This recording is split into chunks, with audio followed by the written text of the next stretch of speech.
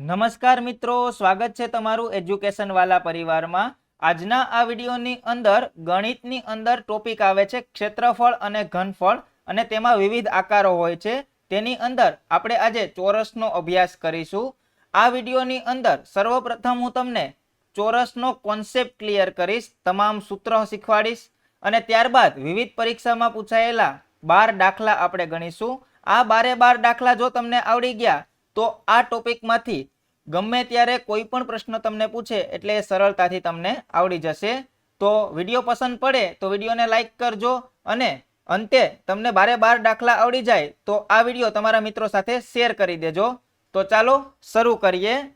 તો ચોરસની અંદર સર્વપ્રથમ આપણે વાત કરીએ તો 4 સમાન લંબાઈની બાજુઓ, એટલે કે જો આ 5 સેમી હોય તો I 5 સેમી, I 5 સેમી અને I 5 સેમી।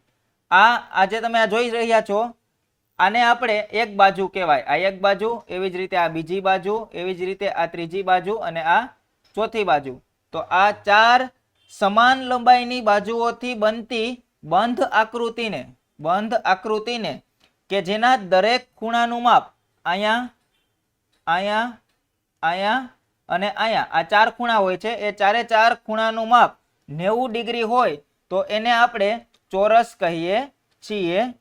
ત્યારબાદ આપણે આગળ વાત કરીએ તો હવે તમને ખબર પડી ગઈ કે ચારે 4 બાજુ સમાન અને આ ખૂણા છે તે 90 ડિગ્રીના હોય, તો આ બાજુને આપણે L નામ દઈ દઈએ, L, L, L અને L। તો ચોરસની 4 બાજુ છે એને આપણે નામ દીધું L, L બરાબર બાજુ। હવે આવી રીતે જે આ સામસામેના શિરોબિંદુને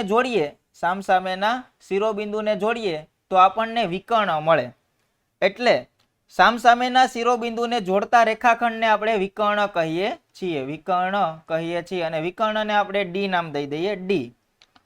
હવે હું તમને કોન્સેપ્ટ શીખવાડું તો સર્વપ્રથમ આપણે વાત કરીએ ચોરસની પરિમિતિ। તો પરિમિતિ એટલે શું? તો કે અહીંયા હું ઊભો હોય અને એક રાઉન્ડ પૂરેપૂરો મારી અને પાછો હું એ જગ્યાએ આવું તો મને પરિમિતિ મળી કહેવાય। તો અહીંથી ચાલવાનું શરૂ કરું એટલે એકવાર L વત્તા બીજી વાર L વત્તા ત્રીજી વાર L વત્તા ચોથી વાર L, મતલબ કે 4 વાર L। તો ચોરસની પરિમિતિ થશે 4L, ચોરસની પરિમિતિ થશે 4L। એટલે એક આ સૂત્ર તમારે યાદ રાખવાનું છે, ચોરસની પરિમિતિ 4L, એટલે કે અહીંથી ચાલવાનું શરૂ કરી અને પાછા એ જગ્યાએ આવો એ તમામ બાજુઓનો સરવાળો। કોઈ પણ આકૃતિમાં પરિમિતિ આ રીતે શોધવાની થશે। તો આપણે એક સૂત્ર મેળવ્યું, ચોરસની પરિમિતિ 4L। હવે વાત કરીએ આપણે ચોરસના ક્ષેત્રફળની।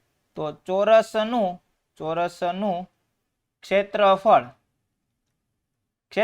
એટલે અહીં અંદર કેટલું પાણી સમાય, અંદર કેટલી વસ્તુ સમાય, આ અંદરની જગ્યા કેટલી રોકે, આને કહેવાય ચોરસનું ક્ષેત્રફળ। તો ચોરસના ક્ષેત્રફળનું સૂત્ર થશે લંબાઈ ગુણ્યા લંબાઈ, આ L ગુણ્યા આ L, એટલે કે લંબાઈ ગુણ્યા લંબાઈ એટલે કે L નો સ્ક્વેર। તો આમ ચોરસની પરિમિતિ 4L અને ચોરસનું ક્ષેત્રફળ L નો સ્ક્વેર। તો આમ આપણને 2 સૂત્ર મળી ગયા। હવે આપણે વાત કરીએ વિકર્ણ અને ક્ષેત્રફળનું જે સંબંધ દર્શાવે ને એવા સૂત્રની। તો હવે તમને ખબર છે કે આપણે ફરી એકવાર લખીએ, ચોરસની પરિમિતિ કેટલી હતી? તો કે 4L અને ચોરસનું ક્ષેત્રફળ બરાબર L નો સ્ક્વેર, આ L, આ L, આ L અને આ L। હવે આ હતો વિકર્ણ અને આ ખૂણો બનતો હતો 90 નો। તો હું તમને આવી રીતે દેખાડું, અહીંયા એક કાટકોણ ત્રિકોણ લઈને, કાટકોણ ત્રિકોણની મદદથી આપણે શું શોધીશું? તો કે વિકર્ણ અને ક્ષેત્રફળનો સંબંધ।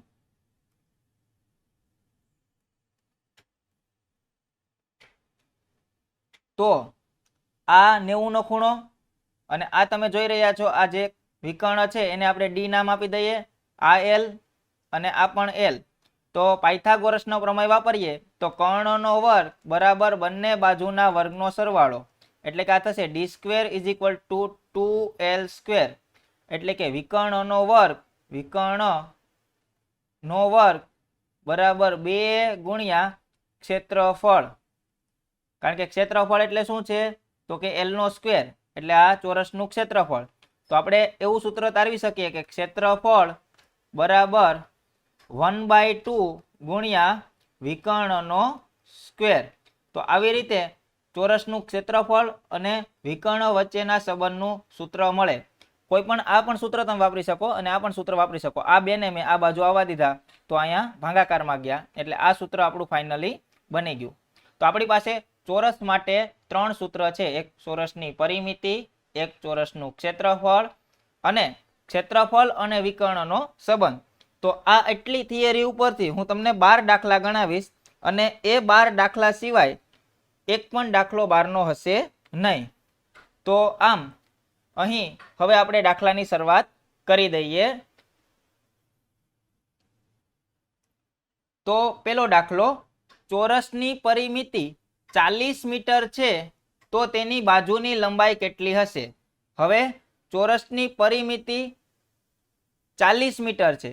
હવે પરિમિતિ એટલે તમને ખબર છે, પરિમિતિ એટલે 4 વાર એલ. હવે પરિમિતિ આપી દીધી છે એટલે આપણે પરિમિતિની જગ્યાએ લખીએ એની કિંમત 40 બરાબર 4 વાર એલ. હવે 40 આ ચોકડો અહીંયા ગુણાકારમાં છે, આ બાજુ આવે તો ભાગાકારમાં, બરાબર એલ. તો એલ થશે 4 દાન 40, તો એલ બરાબર 10. તો એલ ની કિંમત આપણને મળી ગઈ 10 મીટર. ખૂબ જ સરળ દાખલો હતો, ફક્ત તમને પરિમિતિનું સૂત્ર આવડવું જોઈએ અને પરિમિતિની કિંમત અહીંયા મૂકી દીધી. ત્યારબાદ આ 4 અહીંયા ગુણાકારમાં હતો તો અહીંયા ભાગાકારમાં જાય અને એલ બરાબર 10 એ આપણો જવાબ આવી ગયો. ત્યારબાદ આપણે બીજા દાખલા તરફ આગળ વધીએ. તો એક ચોરસની બાજુની લંબાઈ 1.3 એકમ હોય તો તેની પરિમિતિ ખાલી જગ્યા એકમ થાય. તો અહીં ચોરસની બાજુની લંબાઈ એટલે કે એલ તમને આપી દીધું છે 1.3. તો હવે તેની પરિમિતિ આપણને શોધવાની છે. તો પરિમિતિ માટે તમને સૂત્ર ખબર છે, પરિમિતિ બરાબર 4l. તો 4 ગુણ્યા એલ, એલ એટલે 1.3. હવે તમને 13 નો ઘડિયો આવડે, 13 1 13 13 2 26 13 39 13 ચોક 52. પરંતુ અહીં 13 ને પોઈન્ટ છે તો અહીંયા પણ આપણે પોઈન્ટ મૂકી દઈએ. તો 5.2 એકમ એ આપણો જવાબ થશે. ત્યારબાદ આપણે ત્રીજો દાખલો ગણીએ. તો એક ચોરસની પરિમિતિ 100 મીટર છે તો તેનું ક્ષેત્રફળ શોધો. તો આપણની પાસે 3 જ સૂત્ર છે, એ 3 સૂત્રનો જ આપણે ઉપયોગ કરવાનો છે. તો સર્વપ્રથમ હું લખું કે ચોરસની પરિમિતિ બરાબર 100 મીટર. હવે પરિમિતિનું સૂત્ર તમને ખબર છે, 4l બરાબર 100. તો l બરાબર 100/4 એટલે કે l બરાબર 25. હવે આપણે તો ક્ષેત્રફળ શોધવાનું કીધું છે. તો ક્ષેત્રફળ એટલે શું થશે તો કે લંબાઈ ગુણ્યા લંબાઈ, l ગુણ્યા l એટલે કે l નો સ્ક્વેર. આ ચોરસનો ક્ષેત્રફળનું સૂત્ર છે. તો હવે l નો સ્ક્વેર એટલે 25 નો સ્ક્વેર. હવે 25 નો સ્ક્વેર અહીં આપણે થશે 625. ત્યારબાદ આપણે આગળનો દાખલો નિહાળીએ. તો ચોરસના વિકર્ણનું માપ 8√2 સેન્ટીમીટર છે. તો ચોરસની પરિમિતિ ખાલી જગ્યા અને 4 ઓપ્શન આપેલા છે. તો અહીં ચોરસના વિકર્ણનું માપ એટલે કે ડી બરાબર 8√2 સેન્ટીમીટર આપેલા છે. હવે આપણી પાસે એક ફોર્મ્યુલા છે વિકર્ણ અને ક્ષેત્રફળનું, ડી સ્ક્વેર બરાબર 2l સ્ક્વેર. પરંતુ આપણે તો અહીં ડી ની કિંમત આપેલી છે તો વર્ગ દૂર કરીએ તો ડી બરાબર √2l. હવે આપણે આ ડી ની કિંમત અહીં મૂકી દઈએ તો 8√2 બરાબર √2l. હવે l ને કરતા બનાવો, 8√2 છેદમાં √2 બરાબર l. √2 કેન્સલ, તો અહીં આપણને l મળશે 8. પરંતુ આપણે તો ચોરસની પરિમિતિ પૂછી છે તો પરિમિતિ બરાબર 4l. તો 4 ગુણ્યા l એટલે 8. તો 8 ચોકુ 32 સેન્ટીમીટર. તો આમ આપણો જવાબ થશે એ 32 સેન્ટીમીટર. ત્યારબાદ આપણે આગળ વધીએ. એક ચોરસની બધી બાજુઓને વર્તુળ કે જે O7 કેન્દ્ર વાળું છે, O કેન્દ્ર અને 7 ત્રિજ્યા વાળું વર્તુળ છે તે અંદરથી સ્પર્શે છે તો તે ચોરસની પરિમિતિ ખાલી જગ્યા થાય. તો ઓપ્શન આપેલા છે. હવે આવી રીતે ચોરસ હોય એને અંદરથી આવી રીતે વર્તુળ સ્પર્શે છે, O કેન્દ્ર વાળું અને 7 ત્રિજ્યા વાળું. તો હવે આ 7 અને આ 7 એટલે આખી લાઈન થશે 14, એટલે કે આ L આપણને મળશે 14, I14, I14 અને I14. તો હવે આપણને ખબર પડી જાય કે L14 હોય તો ચોરસની પરિમિતિ બરાબર 4L, 4 ગુણ્યા 14, તો આપણનો જવાબ થશે 56. તો ખૂબ સરળ દાખલો હતો. ફક્ત તમને આ ખ્યાલ હોવો જોઈએ કે O કેન્દ્ર વાળું અને 7 ત્રિજ્યા વાળું હતું. O કેન્દ્ર અને 7 ત્રિજ્યા, તો આ 7 તો આ બાજુ 7 એટલે આખું કેટલું થાય તો કે 14. હવે આ લાઈન 14 તો I14 જ કહેવાય. I14, I14 અને I14. તો આમ 14 ગુણ્યા 4 એટલે 56 આ આપણો જવાબ થાય. ત્યારબાદ આપણે આગળ વધીએ તો એક ચોરસની બાજુનું માપ 3 ગણું કરવામાં આવે તો તેનું ક્ષેત્રફળ કેટલા ગણું થાય? ખૂબ સરળ દાખલો છે, ખાલી સમજવાનો છે. દાખલા તરીકે આપણી પાસે જે ચોરસ હોય છે એ L બાજુ વાળું હોય છે. કેટલી બાજુ વાળું? L બાજુ વાળું. તો L બાજુ વાળું હોય ત્યારે એનું ક્ષેત્રફળ કેટલું થાય? તો L નો સ્ક્વેર. એ આપણને ખબર છે કે આ ચોરસનું ક્ષેત્રફળ શું થાય તો કે L નો સ્ક્વેર. પરંતુ હવે 3 ગણું કરવાનું છે. કોને? તો કે એ ચોરસની બાજુનું માપ 3 ગણું કરવાનું છે. તો હવે આને આપણે 3 ગણું કરીએ. 3L, 3L, 3L અને 3L.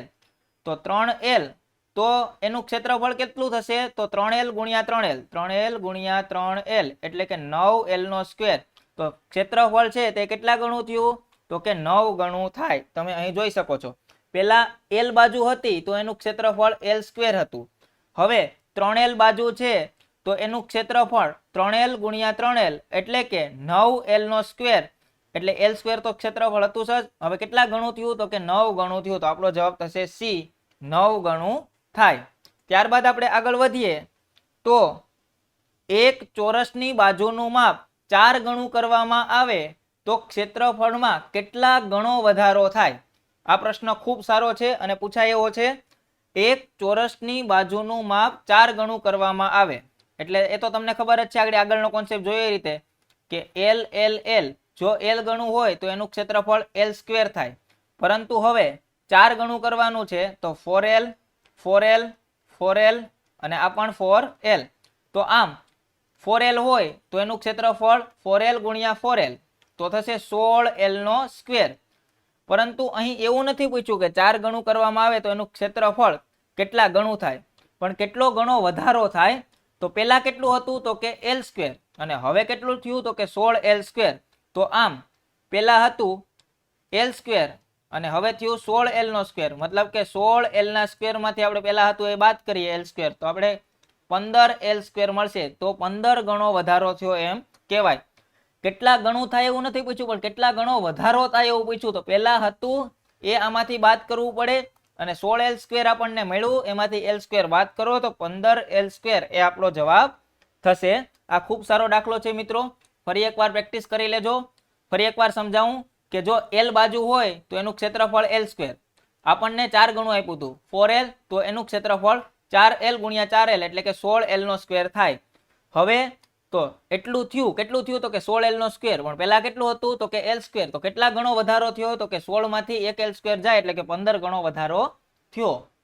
ત્યારબાદ ચોરસના વિકર્ણોનો ગુણોત્તર 3:4 હોય તો તેના ક્ષેત્રફળનો ગુણોત્તર કેટલો થાય? તો સર્વપ્રથમ આપણે વિકર્ણ અને ક્ષેત્રફળનું જે સૂત્ર છે તે લખીએ. d² બરાબર 2L નો સ્ક્વેર. આ સંબંધ દર્શાવતું સૂત્ર છે. કોનું? તો કે વિકર્ણ અને ક્ષેત્રફળનું. હવે ક્ષેત્રફળને કરતા બનાવીએ તો L² બરાબર 1/2 d નો સ્ક્વેર. આ 2 છે એ આ બાજુ આવે તો ભાગાકારમાં આવે. મતલબ કે આપણી પાસે આ સૂત્ર બન્યું. તો હવે આપણને વિકર્ણોના માપ આપી દીધા છે, વિકર્ણોનો ગુણોત્તર આપી દીધો છે 3:4. તો ગુણોત્તર આપે એટલે ભાગાકાર આપે. તો અહીં આપણે બે ચોરસ માટે આવી રીતે લખીશું. ક્ષેત્રફળ કોનું? તો કે પહેલા ચોરસનું ભાગ્યા ક્ષેત્રફળ બીજા ચોરસનું. આપણે આ જ શોધવાનું છે, ક્ષેત્રફળનો ગુણોત્તર બંને ચોરસનો. તો પહેલા ચોરસ માટે આપણે લખી શકીએ 1/2 d1 એટલે કે પહેલા ચોરસ માટે અને 1/2 d2 એ બીજા ચોરસ માટે. હવે 1/2 અને છેદમાં 1/2. હવે પેલા માટે ડી કેટલો છે તો કે 3, તો 3 નો સ્ક્વેર, અને બીજા માટે ડી કેટલો છે તો કે 4, તો 4 નો સ્ક્વેર. આને જ કહેવાય ગુણોત્તર. કોનો? તો કે વિકર્ણોનો ગુણોત્તર 3/4. એ જ અહીંયા આપણે લખ્યો છે. હવે 1/2 1/2 કેન્સલ, તો આ થશે 3 નો સ્ક્વેર છેદમાં 4 નો સ્ક્વેર, એટલે આ થશે 9/16. તો આમ ક્ષેત્રફળનો ગુણોત્તર આપણને કેટલો મળ્યો? 9/16, એટલે કે બી એ આપણો જવાબ થશે. ત્યારબાદ આપણે આગળ વધીએ તો એક ચોરસ ખેતરની બાજુની લંબાઈ 100 મીટર છે. આ ખેતરમાં ખાતર નાખવાનો ખર્ચ 20 ચોરસ મીટરના 50 લેખે કેટલો થાય? તો ખૂબ સરળ દાખલો છે. તો સર્વપ્રથમ તો આપણે ચોરસનું ક્ષેત્રફળ મેળવવું પડે. તો ચોરસનું ક્ષેત્રફળ બરાબર ચોરસનું ક્ષેત્રફળ બરાબર લંબાઈ ગુણ્યા લંબાઈ, એટલે કે 100 ગુણ્યા 100, એટલે કે એકમ, દશક, 100, 1000, 10,000 ચોરસ મીટર થશે. હવે આ 10,000 ચોરસ મીટરમાં ખાતર નાખવાનું છે. હવે તો કે ખાતર નાખવાનો ખર્ચ 20 ચોરસ મીટરના કેટલા છે તો કે 50 રૂપિયા. તો આપણી પાસે તો કેટલા ચોરસ મીટર છે તો કે 10,000 ચોરસ મીટર છે. તો એના કેટલા? હવે ચોકડી ગુણાકાર કરીએ તો 50 ગુણ્યા 10,000 ના છેદમાં 20. તો આ 1 0 કેન્સલ, અને આ થશે 5,000. તો 5,000 ગુણ્યા 5 એટલે 25,000 એ આપણો જવાબ થશે. ખૂબ સરળ હતું. સર્વપ્રથમ ચોરસનું ક્ષેત્રફળ શોધી લીધું. એ જે ક્ષેત્રફળ મળ્યું એમાં જ આપણે દવા છાંટવાની છે. હવે દવા છાંટવાનો ભાવ 20 ચોરસ મીટરનો 50 રૂપિયા. તો 10,000 ચોરસ મીટરનો કેટલો? ચોકડી ગુણાકાર કરીએ, આપણો જવાબ મળી ગયો. ચોરસની બાજુની લંબાઈમાં 10% વધારો કરવામાં આવે તો તેના ક્ષેત્રફળમાં કેટલા ટકાનો વધારો થાય? દાખલા તરીકે હું એક ચોરસ ધારું અને એની લંબાઈ છે તે 10 10 10 10 લઉં, મતલબ કે એની બાજુની લંબાઈ 10 લીધી આપણે. તો હવે આ જે 10 લીધી ને એ બાજુની લંબાઈમાં 10%નો વધારો કરવાનો છે, એટલે કે 10 ના 10%, એટલે કે 10 ગુણ્યા 10 ના છેદમાં 100, એટલે કે 0 0 કેન્સલ, 0 0 કેન્સલ, એટલે કે 1. તો આમ વધારો કરવાનો થાય તો હવે ચોરસ જે બને એ કેટલાનું બને તો કે 10 હતું એમાં 1નો વધારો, એટલે કે 11 11 11 ને 11. તો આ બંનેના ક્ષેત્રફળ હવે શોધીએ. આનું ક્ષેત્રફળ કેટલું થાય તો કે 10 ગુણ્યા 10, એટલે કે L², એટલે કે 100. અને નીચેનાનું ક્ષેત્રફળ કેટલું થાય તો કે 11 ગુણ્યા 11, એટલે કે 121. તો આમાં કેટલા ટકાનો વધારો થયો તો કે 21% વધારો થયો. ખૂબ સરળ દાખલો હતો, પરંતુ આવા જ દાખલા પરીક્ષામાં પૂછાતા હોય છે. કોન્સેપ્ટ આવડવા જોઈએ. અહીં આપણે 10 ધારી લીધા કે 10 સેન્ટીમીટર અથવા તો 10 મીટર જે પણ ધારવું હોય તે પણ 10 એકમનો આ ચોરસ છે. હવે એમાં 10%નો વધારો કર્યો, એટલે કેટલો વધારો થયો તો કે 1નો વધાર્યો, એટલે કેટલો એકમ લંબાઈ થઈ ગઈ તો કે 11 એકમ. હવે 11 ગુણ્યા 11 એટલે 121, 10 ગુણ્યા 10 એટલે 100. તો કેટલો વધારો તો કે 21%નો વધારો થયો. ત્યારબાદ આગળ વધીએ. 2 મીટર બાજુ ધરાવતા ચોરસ ઓરડાના ભોંયતળિયે 25 સેન્ટીમીટર બાજુ ધરાવતી કેટલી ચોરસ લાદીઓ બેસાડી શકાય? અને ઓપ્શન આપેલા છે. તો દાખલા તરીકે આ ભોંયતળિયું હોય એમાં આવી રીતે કેટલી ચોરસ લાદીઓ બેસાડી શકાય? તો એના માટેનું સૂત્ર છે કે લાદીની સંખ્યા એ કેવી રીતે મળે તો કે ઉપર જે ભોંયતળિયું છે એ ભોંયતળિયાનું ક્ષેત્રફળ ના છેદમાં લાદીનું ક્ષેત્રફળ. તો હવે સર્વપ્રથમ અહીં ભોંયતળિયાનું ક્ષેત્રફળ મીટરમાં આપેલું છે, લાદીનું ક્ષેત્રફળ સેન્ટીમીટરમાં આપેલું છે. તો આપણે ભોંયતળિયાના ક્ષેત્રફળને મીટરમાંથી સેન્ટીમીટરમાં ફેરવીએ તો 1 મીટર એટલે તમને ખ્યાલ છે કે 100 સેન્ટીમીટર. તો અહીં આપણી પાસે 2 મીટર આપેલા છે, તો 2 મીટર એટલે કે 200 સેન્ટીમીટર. હવે ભોંયતળિયાનું ક્ષેત્રફળ થશે 200 ગુણ્યા 200, અને લાદીનું ક્ષેત્રફળ થશે 25 ગુણ્યા 25. તો હવે આપણને ખબર છે કે 25 × 200, 25 × 200, તો 88 64. તો આમ 64 લાદીઓ બેસાડવી પડે આ ભોંયતળિયાની અંદર, આખું ભોંયતળિયું પેક કરવા. સર્વપ્રથમ આપણે શું કર્યું તો કે આ ભોંયતળિયાનું ક્ષેત્રફળ શોધ્યું અને ત્યારબાદ લાદીનું ક્ષેત્રફળ શોધ્યું. તો આવી કેટલી લાદી આવે તો કે 64 લાદી આવે ત્યારે આ બંને ક્ષેત્રફળ સરખા થાય. તો આમ હવે આગળ વધીએ આપણે. તો 20 મીટર બાજુ ધરાવતા ચોરસ બગીચાની ફરતે 5 મીટર પહોળો રસ્તો બનાવવાનો હોય તો આ રસ્તાનું ક્ષેત્રફળ કેટલું થાય? એટલે કે આ 20 મીટર બાજુનો બગીચો છે, આ 20 મીટર છે. હવે આની ફરતે 5 મીટર પહોળો રસ્તો બનાવવાનો છે.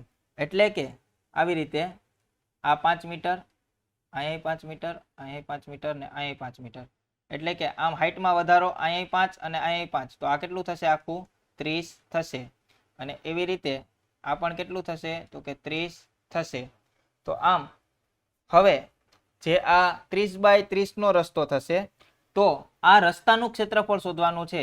તો સર્વપ્રથમ હવે આખો ચોરસ આવી રીતે બનશે. તો સર્વપ્રથમ આ જે રસ્તો અને બગીચા બંનેનું ક્ષેત્રફળ આપણે શોધીએ તો 30 ગુણ્યા 30, તો આ થશે 900. એટલે કે આ આખે આખું ક્ષેત્રફળ 900 થયું. કેટલું? આખે આખું ક્ષેત્રફળ. હવે એમાંથી આપણે જે આ અંદર છે, અંદરનો બગીચો, એનું ક્ષેત્રફળ શોધી લઈએ અને પછી એને આખામાંથી બાદ કરી દઈએ તો રસ્તાનું મળી જાય. તો અંદરના બગીચાનું ક્ષેત્રફળ થશે 20 ગુણ્યા 20, તો એ થશે 400. તો હવે 900 માંથી આપણે 400 બાદ કરી દઈએ તો 500 ચોરસ મીટર એ તમને જે રસ્તો છે એનું ક્ષેત્રફળ મળશે. શું કર્યું? તો કે આ આખામાંથી અંદરના બગીચાનું બાદ કરી દીધું તો આપણને શું મળે? તો કે આ 12નું મળી જાય.